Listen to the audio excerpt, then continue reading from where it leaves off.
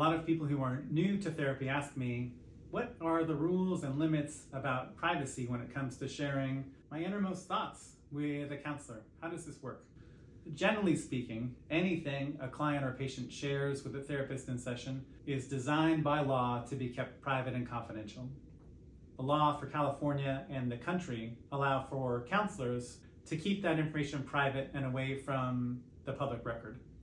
There are just a handful of exceptions that I'll mention briefly here. It's the therapist's job to make sure that if a client discloses something where there's going to be harm caused to another person, or if there's going to be harm caused to the client, a therapist has responsibility to get involved. The therapist is obliged to have a certain amount of responsibility to the public.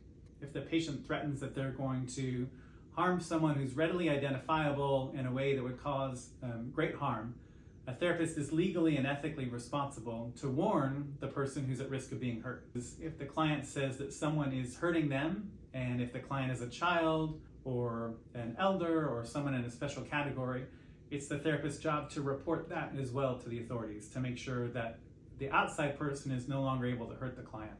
The other exception I'll mention on this video is that it could be a court might require a therapist to disclose information in very specific circumstances when there was some real need for the court to have access to these records.